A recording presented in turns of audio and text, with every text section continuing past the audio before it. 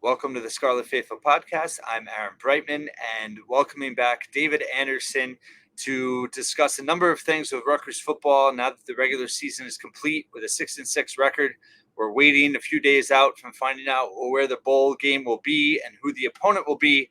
So it's a perfect opportunity to discuss a few things. Wanted to focus on in this episode the need for improved talent and depth on the roster, what they've accomplished this year, but what they need to do to take that next step. And it's really a two-pronged approach, in our opinion, with the transfer portal, which opens up on Monday, December 4th, as well as internal development, which this next month provides a tremendous opportunity for them to do that. David, why don't you kick it off in terms of what you think and what we both agree on is kind of an ideal example of what Rutgers was able to do on the positive this year? Sure. Thanks for having me, Aaron. I think that really the template that a team like Rutgers, a program like Rutgers is going to want to follow is basically what they've been able to do in the defensive back room. In terms of you've got a mix of high-end talent, you got a mix of guys who their ceiling might not be quite as high, but they're reliable college contributors with the proper amount of development. And then you've got depth, guys that if you have to call upon them, you can do so. And this has been built by virtue of some transfer portal additions, but also, and I might add, not super high ticket, really expensive transfer portal additions, as well as just some organic growth that's come from within and savvy, let's call it savvy recruiting, not necessarily, five-star players coming to the program, but they're getting what they can. And this mirrors somewhat what Shiano was able to do during his first tenure, while also incorporates the changing college landscape as it pertains to the transfer portal window that's upon us. So that's really where I kind of wanted to just use this as an example. And did you want to add anything to that? No, I think it is what is, I think we agree on as the most realistic path for Rutgers improving, right? Right, exactly. They're not going to be able to blow people away with, huge NIL offers. But I think that this group is a great example that proves that you don't have to do that. And a lot of it's still relationship based and player development based with recruiting. But I also think that, this was a group that had some question marks going in, and they were able to make a lot of progress and be a huge part of the success of the team. So I think it makes perfect sense to highlight them and then kind of delve off of that and talk about some other groups in terms of where we hope they could mirror that, moving forward. For sure. And yeah, to what your point was making, which coming into the season, we felt pretty good about, Robert Longerbeam and Max Melton that corner. Melton probably had his best few games at the end of the year. Longerbeam was a little bit more consistent, by far had his worst game just this last game against Maryland. But you felt like, okay, we have Big Ten quality, and on a good day, they're one of the best cornerback tandems in the conference. But of course, nowadays with the passing attack, you need depth, and then you also need other guys to help out.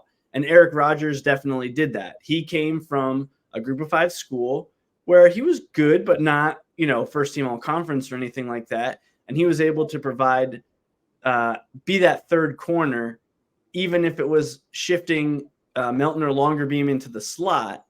I think that the team was constructed well, that they weren't pigeonholing guys into certain roles. And then you had Cass Abraham, who you're hoping was going to be able to contribute after a really good season 2 years ago, but he faced a lot of injuries and ultimately didn't play really. But they had the depth to absorb that type of loss, whereas in other position groups, they might not have that. And then also at cornerback, you had a couple younger guys. You have like Zylan Williams, who hasn't had to play a lot outside of special teams, whereas in other programs or even in other position groups at Rutgers, he would have been forced into action. But there's a guy who can continue to develop. And then also they brought in Charles Amonkwa, Thomas Amonkwa's brother, who had success previously at the Group of 5 at Akron. And he was not really pressed into duty other than a couple times, I believe it was. So you have the depth to be able to withstand if you were to face an injury or a transfer portal defection or a guy going to the NFL early. They have the depth to absorb that and give themselves a little bit of breathing room to refill it. And then similarly at the safety position, with the departure of Christian Ijian and Avery Young, they really did need to go to the portal. And Flip Dixon was as good as we could have possibly imagined him to be. And then the continued improvement, organic growth within the program, and continued improvement of Shaquan Loyal and of Desmond Igbinosun allowed them to roll out a safety group that wasn't as big a drop-off as we anticipated it might be. So just in terms of construction there, I mean, that's just the kind of high level what happened in the defensive back room, even not mentioning someone like Elijah Mack, who had to play at times as a cover safety, and a guy who, in a good program, he's only going to have to play his fourth or fifth year, not being thrust into action early. And Rutgers, has been able to put him in situations where there wasn't games where we're saying, oh no, who is that guy who's getting burned by that bomb? Mac was in a position where he's finally at that stage in his development where he can go in games and, play for you a little bit and perhaps, be a starter maybe in his final year on the bench or something like that. But they haven't been forced to put in guys before they're ready in this position group. Any other things that, I missed with the corners of the safeties in that regard? No, it's all really good. In addition to, for me personally, I had a lot of questions about safeties going in. It was also Christian Braswell left as well, right. In terms of that hybrid role. And we had hope for Igbinosun and Loyal that they were able to take a step forward. And the fact that both of them were, in addition to Dixon, he took a huge step forward just in his own personal development from what he did at Minnesota. Right. And, looking at, I looked at this yesterday, player grades, it's not everything, of course, but Pro Football Focus had, Dixon has the highest player grade on the defense and was 19th in the conference, which was the best for Rutgers. So I think the fact that they were able to add him in the portal, and that's, relationship-based thing with Harris Simiak being from Minnesota, obviously, that's important. But it just shows that they were able to take a Big Ten caliber guy and make him better than he was at his other Big Ten team. So I think all of those things are really positive. And, the fact that they were pretty versatile too, in terms of they didn't give up a lot of huge passing plays. And the fact that they were really effective in the blitz at times when they were used, right. All three of them. So, and Dixon had several goal line tackles this season, most of them early, but they all just were able to step up in different ways. So that was just, for me, that position group was just huge in terms of how they were able to develop them and accumulate them. And then just going back to Rogers, the defense, I think we had talked to this before. The 11 starters, I think the Rutgers defense is clearly top half in the Big Ten. I think part of the issue towards the end of the season was depth because of some of the injuries. And I think Longerbeam, you saw that with why he had a poor performance on Saturday. But Eric Rogers, I think, developed the best in terms of anyone coming off the bench for the defense. So that was another portal add as well, like you mentioned. So yeah, a lot of positives in defensive backs, both safeties and cornerbacks, both through development and the portal, which, is what Rutgers needs to do. I think, I'm not trying to be negative, but I think that's what Rutgers has to do with a lot of other position groups now moving forward. And that's really the key to building off of this season. Not having any delusions of grandeur that they're just going to add all these high impact, high priced, portal guys. It's really about doing that type of work. And I think the positive is that Schiano has proven and he's got the coaching staff in place to be able to do that. For sure. Yeah. I guess the next one I want to talk about is the group that we thought might be at this stage at the end of the season. That's the defensive line. Yep. You mentioned that the defensive backs did a good job blitzing. We had some corner blitzes, some safety blitzes, and they were able to get home when Rutgers did bring pressure.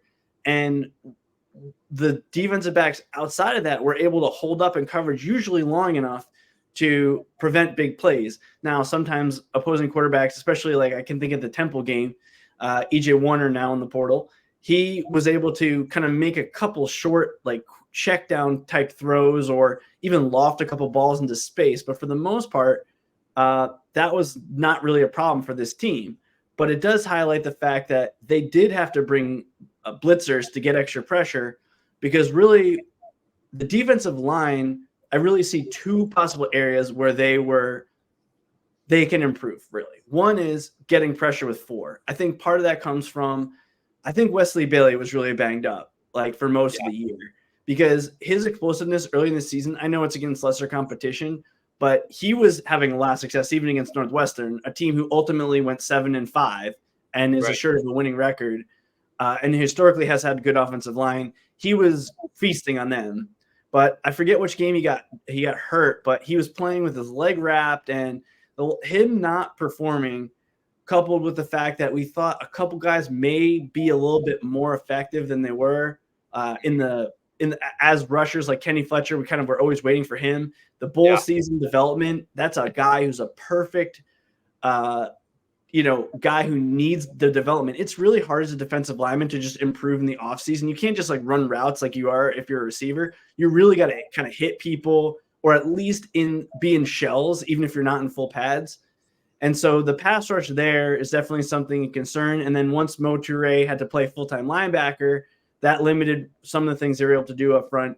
And then the second thing is, I think they did hold up in the middle of the line against teams just running straight ahead. There was very few games where teams just wore them down running up the gut, which is a pleasant surprise because pretty much every other Rutgers team in the last decade has eventually balked under that type of pressure.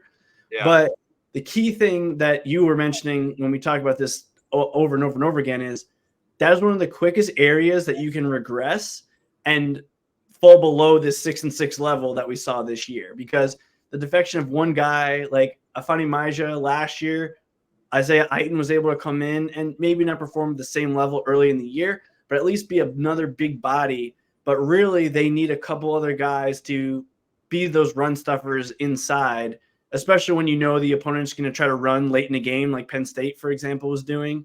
And so I do think that the defensive line is going to have to go to that playbook that the defensive backs did, maybe add a portal addition or two, and rely on some of that internal development to kind of take the next step to where they can at least tread water or even improve heading into next season. Yeah, great points. I mean, they certainly have some potential to do that in terms of development. I thought Rene Conga had some highlights this year as well. He battled some injuries. I totally agree with Bailey. I think he was pretty much beat up most of the season, and he left several games in terms of playing and then leaving. I think that it's not a disappointment in the sense that they weren't good, but I was hoping that they would develop the depth, and be more dominant in the pass rush, like you said, than they became. So I think that, yes, it's important that they don't take a step back and they continue to add that depth. And I think inside, they're going to lose Ahana too, who was, pretty solid this year. Right. Lewis, we don't know about, he was just looking at the player grades, he was the only defensive lineman to get, in the top 100 for Rutgers in the Big Ten. He was 31st and third on the team behind Dixon and Toure. So certainly they not only didn't need to improve depth, but they do need to improve impact players as well. And, they have some guys there, like you mentioned Fletcher. I still think he can do it. But yeah, this next month is going to be crucial in terms of getting those guys developed and seeing what they can do in the bowl game. Yeah, so good point on the impact players, because like I said, I think Max Melton's a good example where he was playing his best football at the end of the year. They didn't necessarily need him to be doing that at the very beginning of the season. On the defensive line, this could be a coaching thing, but sometimes I think they might have thought their pass rush was better than it was just because of how good Mo Toure was when he was playing on the defensive line, or even just the threat of it that offenses had to account for. Hey, this guy could be lined up on the edge. He could be lined up in the middle. Backs might be looking for him about where he might be lined up on a particular play. I mean, I think Aaron Lewis he's an elite player overall, but he's not an elite pure pass rusher, right? Which is a different thing. So there's kind of two things you can do with that. One, you fill the ranks with guys who have a little bit of a different skill set and you try to rotate them in, like maybe situational pass rushers, or you change the defense, which I don't think they will. Because, again, I think he's a better fit in a 3-4 where he's more of like a hybrid interior-exterior guy. So really what I think they can do on the defensive line is they're going to try to find depth that kind of fills these different roles, right? Run stuffing guys in the middle, passers on the outside.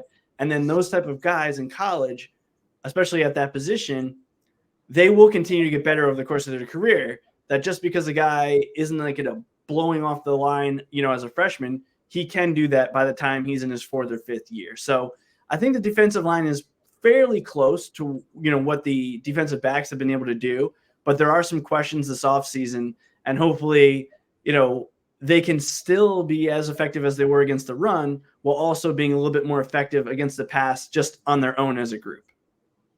Yeah, great points. I do think that the Powell injury, is still, I don't think it gets enough, importance placed on it. I think that was a huge loss for the defense. Obviously, he was the leading tackler, but I think that loss of versatility and flexibility, moving Toure around, really did change things. Not that Toure wasn't good in filling in for him, but it just, as a defense, I think it limited some of the things they were able to do early on in that winnable stretch. And when they needed to be able to do some things against better competition, they weren't, because they didn't have the depth to replace him other than slide Toure in that role.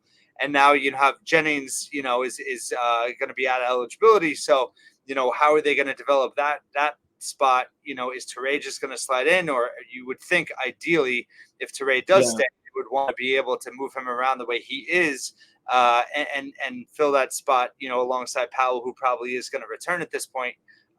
So I think that was a huge part of it too, in terms of maybe not, they had the depth, right, to move Toure over, which was a positive, but they didn't have the depth in terms of being able to keep that same type of, unpredictableness that had made them more effective. Yeah, I mean, it's a nice transition into talking about the linebackers, because really they did have more depth than they did a year ago.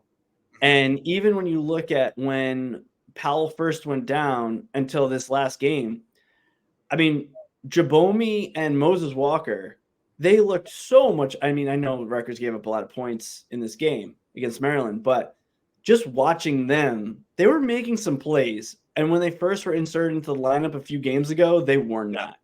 Yeah. I think that, I talked about how I think it's really hard to get more than 3 running backs ready for a game. I think it's really hard to get more than 3 or 4 linebackers when you're only playing 2 spots ready for an entire season, pretty much, because so much of it is timing, communication with your teammates in the secondary, in front and back, the play calls, all of that. And so I think that they're, Wright Collins, Jabomi, Moses Walker, even Abram Wright, there's an opportunity for this linebacker group to absorb the losses of Jennings and potentially Powell or Toure and still be a serviceable linebacking core next season. And the best evidence that we have to support that is during Shiano 1.0, how many times did they have seniors like Q Frierson, who wasn't necessarily like a top-end linebacker, but after his departure, you're like, well, who is behind this guy? Because obviously he had some limitations in coverage. And then all of a sudden you got Rankert, Malist, and Jonathan Freeney, who eventually became a defensive lineman. Like, they were always able to get linebackers ready for a season, even if those guys did not play much the year prior. So and between Heatherman and some of the other defensive coaches, I'm pretty bullish on the linebacker group, even if they have to absorb some losses, so that hopefully they can get Toure, if he returns, back in that, linebacker defensive line role. I mean, we keep saying if he returns, and we'll probably have a separate conversation just about who should stay and who should go, because that's a kind of evolving thing. But in his case, he's played 3 full seasons and he's led the team in sacks 3 times. And against top-end competition, he's got plenty of good film out there against the Michigans of the world where they couldn't block him at times. And so it might be in his best interest when healthy to, test his chances in the NFL, whereas in other positions, maybe even like on offensive line, like, it probably makes sense to continue your development Did you want me to start shifting towards that, or did you have other thoughts on the linebackers? Because I kind of just went on a tear there. No, that was really good. I think you're right. I think that there is, and again, it goes back to development, right? There's pieces there that just weren't necessarily ready to step in this year. So it's a matter of getting them ready for next year, but at the same time, having depth behind them as well. So whether it's guys coming in, through the new class, or if they do maybe get a portal guy too. Obviously, NFL decisions are going to dictate that as well. But yeah, no, I think that point is well made, and I think we're still very high on the defense's future based on the personnel they have, despite potential losses they may have. And I think going to offensive line is a perfect example or perfect transition because I think there's a difference in did this unit perform at the level they need to, and did this position group perform at a level that maybe was at the max of what their potential.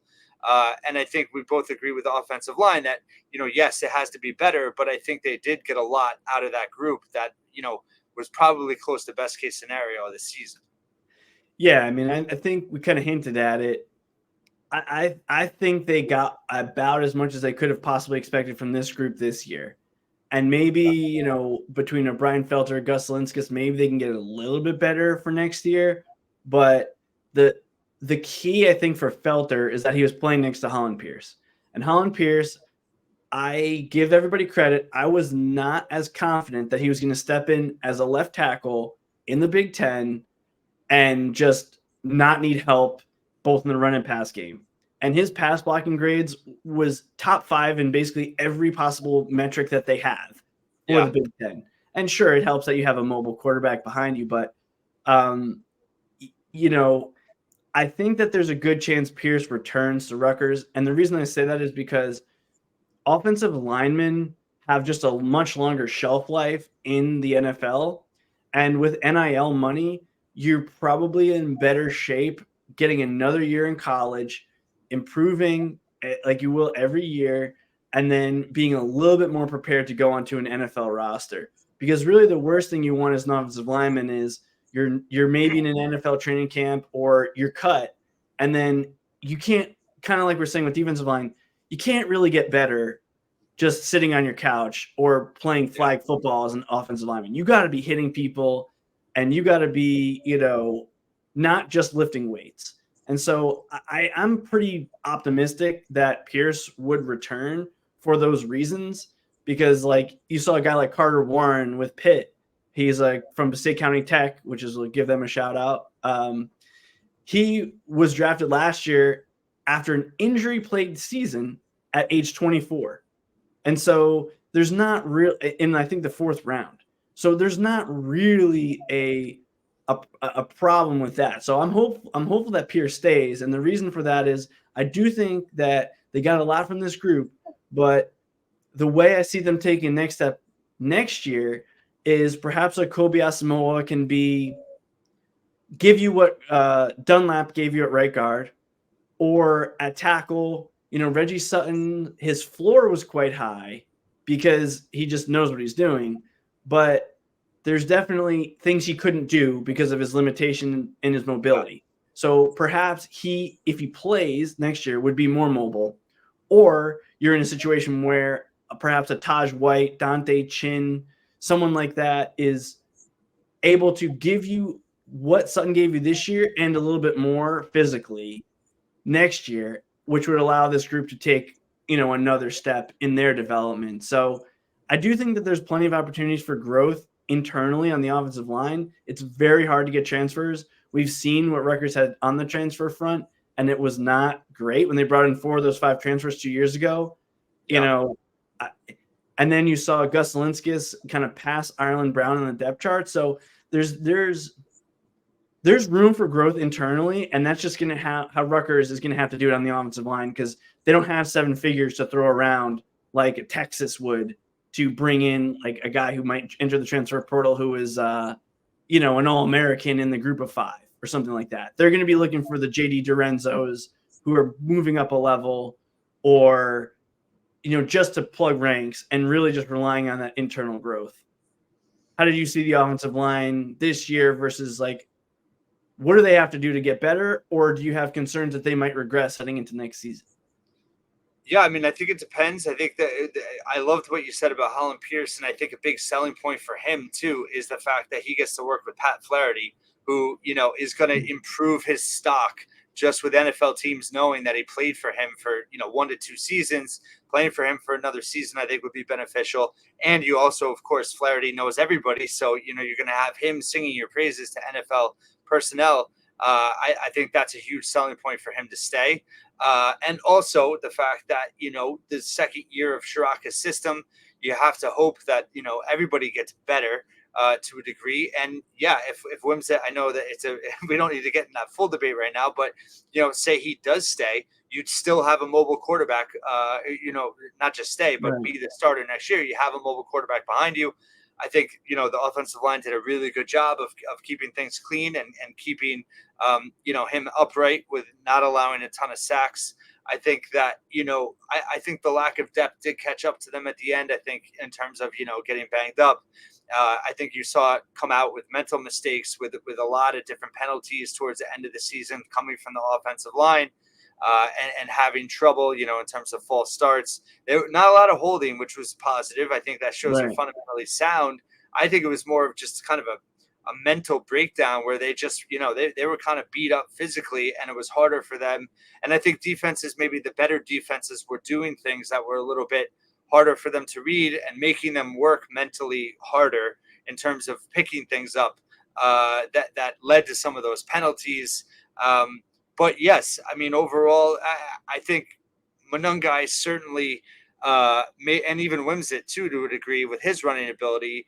Both of those guys are very elusive. I talked about it yesterday. Monungai had the number one, grade for elusiveness in the Big Ten. So that's a whole nother question where, that covers up some things too in terms of the offensive line that maybe, if they didn't have such elusive and mobile guys behind them, we would maybe not be having the same outlook in terms of how they are. But I think, yeah, depth, I think as a credit to the staff, they found 5 guys in the middle of the year. Yeah, I think there is some hope. I think Sutton was super inspiring, and yeah, maybe he can be more mobile, another year in recovery and being able to play more. So certainly a lot of question marks, but yeah, I think if it's possible, right? Other than Dunlap, they can all return. So that continuity could certainly be a positive. Yeah. I mean, I guess my last thought on the offensive line is like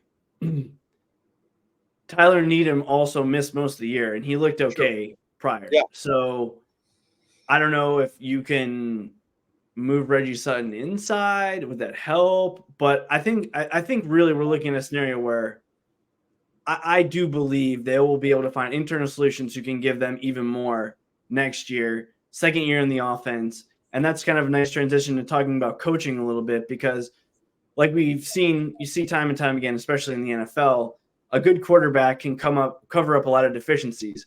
In the run game, it's similar in college more than the NFL. Like in terms of, in the NFL, there's just less space. So a running back is going to get the available yards, and only a couple guys kind of have the ability to do more. And I think Monungai kind of did that at the college level. Like, even if you watch that game against Maryland, Hemby wasn't really, for Maryland, he was just running into space. Whereas Monungai was making a few plays, especially at the second level, to get first downs rather than, going down after a gain of 6, which doesn't really improve the offensive line, let's say Pro Football Focus grade, because, I blocked my guy and the running back got this amount of yards, considered a successful run. But the running back is the one who has to add that icing on the cake with those explosive plays.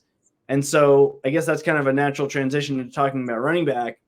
I would say Monungai for sure was a top 3 most important player on this team. And it was because he was doing more than just getting the available yards that the offense was blocking. I think the running back unit is close to where the defensive backs are in terms of how the room is built and how positioned they are for the future, because I do think they have guys who are going to get the available yards. I do think, we don't know what's going to happen with Aaron Young, who has another year left. I mean, that's also a guy who I hope he stays at Rutgers, but I could see a scenario where he at least has to be thinking about, could I get more carries at another place and kind of improve my stock? I've been at Rutgers for 5 years already, basically, right? Because he's got a redshirt year and he played, and then the COVID year. So, and then Sam Brown, I was telling you offline, I had a Lisfranc injury my junior year of high school. Took me a year and a half to really fully recover from it. And part of that was mental because of just the technique. But part of that was like the explosion from my calves and everything was fine, but my foot was not. So I'm also optimistic that Sam Brown will be closer to the Sam Brown of last year next year. So it's possible that they can fill ranks even if Monangai was to leave, even if someone was to leave as a transfer, if you bank on the fact that someone like Deshaun Benjamin can do a little bit more. I mean, he gave you what you could expect from a true freshman running back, but you got to assume he'll know the playbook better, which doesn't matter as much in the run game, but does matter in the receiving. We saw him catch a few passes, and part of that was on the QB and the play calling. But I do think that this running back room, there's a scenario where as a group, they may be able to match the production that they got this year, even with some losses. But the big thing there is making sure that they have some fast guys, some guys who can catch the ball. And sometimes that's one person like a Mo Ibrahim, and sometimes it's by committee.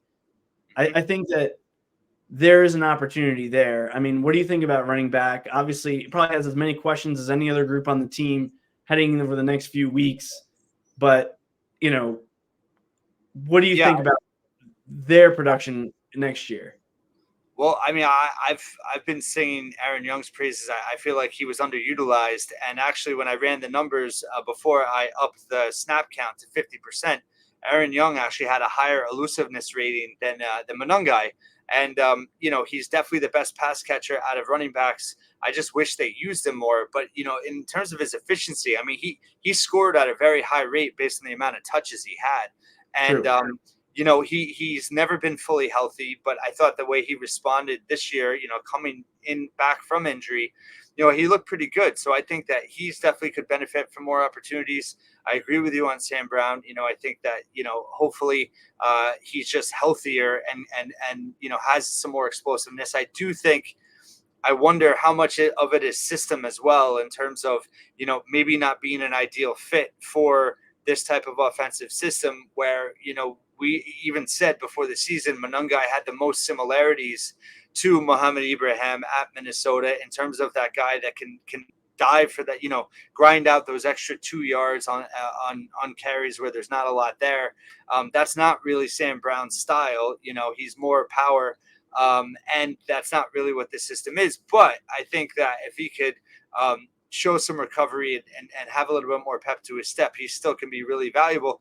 But I think it's a great point. I think the three of them combined with Benjamin, I like that trio. I think that they could, certainly be productive. But again, I worry that maybe we're all just kind of not realizing how great Monangai really was this season. And, yes, we don't know if he's going to return. I tweeted this over the weekend. I mean, if I were him, I'd go, because I think, conversely to offensive linemen, running back does have a short shelf life, and, right. The value is not as high. So why stay another year and get banged up, or just take, 200 more carries on your mileage? But we'll see. I mean, I would be thrilled if he did stay. But I agree. I think Rutgers is positioned to absorb the loss. Will be interesting to see if they do try to add someone as well. You have Ed Guerrero from Florida, coming in the recruiting class. Yeah, Gabe Winovich too, who will in theory be playing running back. Yeah, right. We'll see. I mean, he does have some versatility. So, who knows if they potentially, if he stays there. But I like him as well. He's a power guy.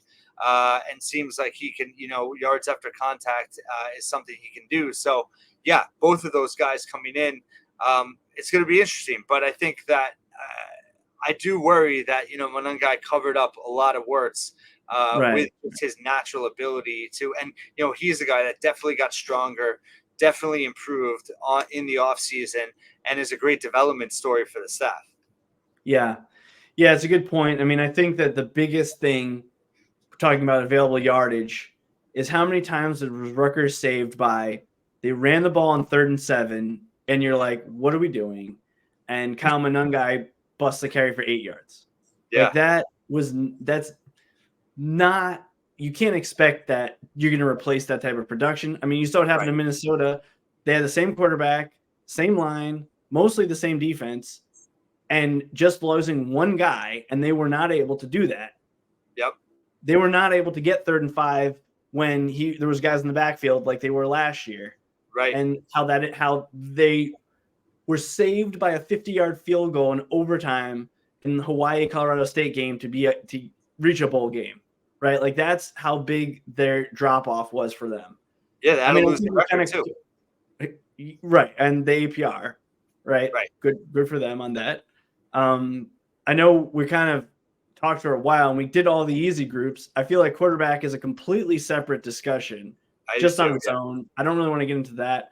I mean, tight end, wide receiver. I think in wide receiver's case, we are kind of underestimating the fact that last year, Rutgers went into the season and 3 of their top 6, I really think it was really 4 at one point, but I'm forgetting who the 4th one was. But they had Taj Harris and Josh Youngblood in like the expected like top 6 receivers, and then a banged up Aaron Cruikshank. And so they were kind of not fully staffed at receiver. Then they go to the portal, they get Jaquay Jackson, they get Brantley. I still don't get why Brantley would be eligible, because he played in 2018, 2019, 2020, if he doesn't count skip it, 21 and 2. So I think he already played 5 years. I understand it was a catastrophic injury, but I think he already played. So I'm not putting any stock in the fact that he might come back. If he does, it's a bonus. But assuming that he's not back, the wide receiver room is interesting because I think the ranks have some depth. But really, you're going to need Ian Strong to basically step into the production that Isaiah Washington had this year. And then someone else, maybe O'Fury or Famature, is then going to have to step into the production that Strong had, basically, if everybody's moving up. So then maybe Chris Long comes back and provides the productivity that Jaquay Jackson had. And then Christian Dremel does what he did. But even then, you have to assume that with more productive passing game, they're going to need even more. So they probably are going to have to go to the portal. I think the Jaquay Jackson model is going to work well because I think he was even underutilized. So can you just go to Division II, go to the All-Americans and be like, okay, listen, this is what we did with this guy. If you come here, you can be a starting receiver in all likelihood and maybe go to the NFL. Like, is that going to be the model at wide receiver? Or do they get enough organic growth? Or do they get either improvement from Wimsatt or quarterback play that at least completes more layups so that the receiving production just goes up by itself on that? I have no idea at this point. We'll know more over the course of the bowl season, bowl prep, as well as what they do in the portal. But, I mean, I think there's a lot of questions at wide receiver. They're nowhere close. Other than that, I do think they have some freshmen who, at least in 2 years, you're going to feel like, all right, we got enough guys that can play that if we can get them the ball, they're going to be open enough and they'll be able to make a few plays for us. But what are your thoughts just on wide receiver, as I know we're approaching 40 minutes on this so far? Yeah, no, I think you covered pretty much everything there. I do think there is hope that, there's a lot of young talent on the roster that can ultimately emerge. But I think next year is a huge concern because I think that's almost like a bridge year. You can't count on a lot of those guys. We were hoping this was the bridge year. Yeah, yeah.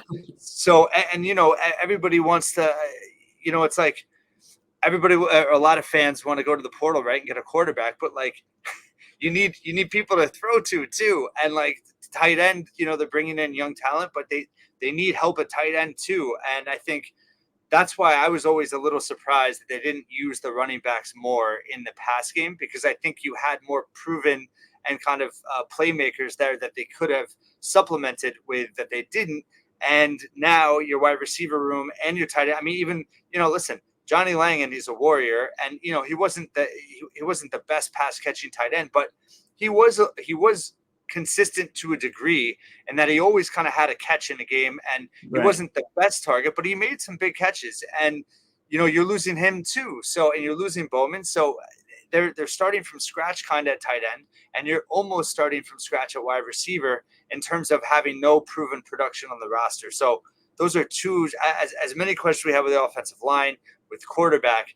I mean, that for me is a huge concern going into next year. Where, yes, let's see. It would be interesting, right? If some of those freshmen maybe do develop in the next month and play in the bowl game and make an impression, that would obviously be a positive for sure. Yeah, I mean, the other thing that we're not factoring in enough is these extra bowl practices are going to let them see. Like, I think certain positions like quarterback or, left tackle, those guys you're going to have to be in the portal right now. But a position like tight end, that's a spot where it's entirely possible that you might be able to get somebody in the spring. So when you talk about tight end, that's a spot where I think you have an opportunity to see if a Mike Higgins, if a Logan Blake can develop during this bowl season. And then you can go to the portal in the springtime. Whereas for quarterback, left tackle, cornerback, edge rusher, those are spots you kind of have to hit in the portal right away. But I think tight end, maybe wide receiver, you might be able to find some guys in the next portal period that can be contributors. And I don't think you need everything. I think in tight end, you saw what Maryland did. They basically had a receiving tight end and a blocking tight end. Mm-hmm. And so can Mike Higgins be your receiving tight end and you get somebody to converted offensive lineman as your blocking tight end? Can Victor Konopka do one of those roles? I mean, I'm not sure. I was very disappointed in the productivity from the tight end room, but I think part of that was they didn't have confidence in their quarterback and passing game to throw over the middle. And they also felt like even if our tackles are holding up right now in pass protection, we have to be prepared that we might need to keep our tight ends in. That was kind of how I perceived what they did with that. So the question next year, to your point, is do your running backs become more of a part of your passing game or do your tight ends? It's got to be one or the other. And maybe that's dependent on who they get personnel-wise. And I think Soraka has shown an ability to succeed with both. But, tight end, that's a position where guys get better every year as receivers and in the blocking game. So if you can keep filling the pipe, and they got, 2 tight ends committed plus Corey Duff, who's kind of a hybrid, I think that the opportunity is going to be there. And I was looking at a lot of film of Monty Keener. We'll talk separately about, signing day. But, I think that's an area where they might be able to improve organically, but maybe with one more portal addition for next year. But then after that, they should be set. I'm hoping. I know, you might have missed part of what I said there, but I was basically talking about, tight end. I think we're good. I think we'll be good in 2025, even if 2024 they might need a little help or to come up with like a just ham and egg it, as Greg Schiano would say, for one more year at the position. Yeah, it's going to be, I touched on it yesterday, it's going to be a fascinating offseason, and it's basically begun, which with the postseason, at the same time, I just think the next month is really going to be key in so many ways. Obviously, the development for the bowl game, but also how they do explore the transfer portal, closing on the signing day class. So we'll have plenty more to talk about. We talked about a lot today. Appreciate all your time and great insight as always.